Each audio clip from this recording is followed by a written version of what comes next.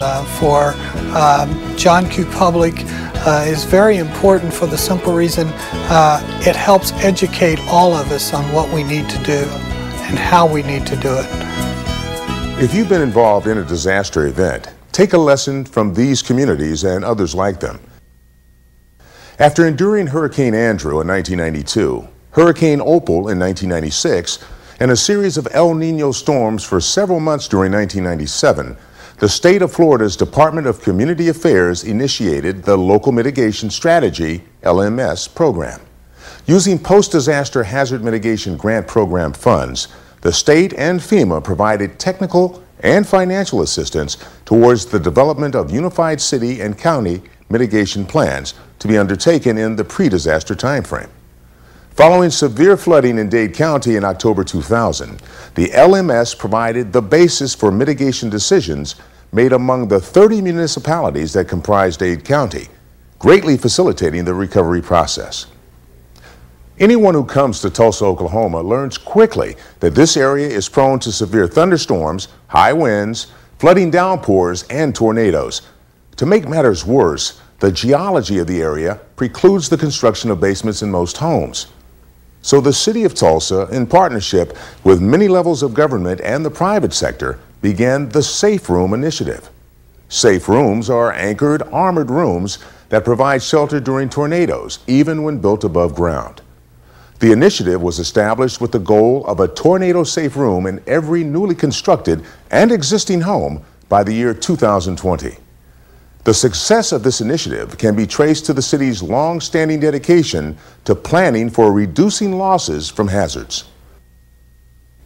After repeated flooding, Napa, California undertook a planning process that resulted in the implementation of a river widening project that restored over 650 acres of wetlands, protecting 2,700 homes, 350 businesses, and over 50 public properties. The projected flood damage cost savings is estimated at $26 million annually. The project, done in partnership with the U.S. Army Corps of Engineers, also replaced several low-lying bridges, realigned railroad traffic, and cleaned up several industrial waste sites. After Hurricane Floyd left 24,000 eastern North Carolina homes destroyed or uninhabitable, the city of Kinston, North Carolina implemented a recovery plan that used state and federal funds to buy out homes, farms, and other structures located in low-lying and flood-prone areas. Officials at Kinston and FEMA used the GIS, or Geographic Information System's robust modeling capabilities to determine which structures were in the 100-year floodplain. Subsequently, hundreds of homes under Kinston's jurisdiction were demolished and replacement housing was provided in non-flood-prone areas. State and local planning efforts were the foundation and the key to success for each of these mitigation projects. During the 1990s, American communities experienced historic devastation from natural hazards. However, much like the family you've seen in this video, the U.S.'s approach to hazard mitigation planning has been ad hoc. Congress, working with its federal and state partners, determined that a new piece of legislation was needed if broader change was to happen. The Disaster Mitigation Act of 2000 acknowledges the vital role of pre-disaster planning in reducing the effects of disasters. It requires local and state pre-disaster mitigation planning as a condition of receiving most federal disaster assistance after November 1st, 2004. It essentially prompts you to think about your hazards and risks before the next disaster event, so that you can plan now for how you will reduce the losses that could result. We had one of the highest insurance ratings in the country.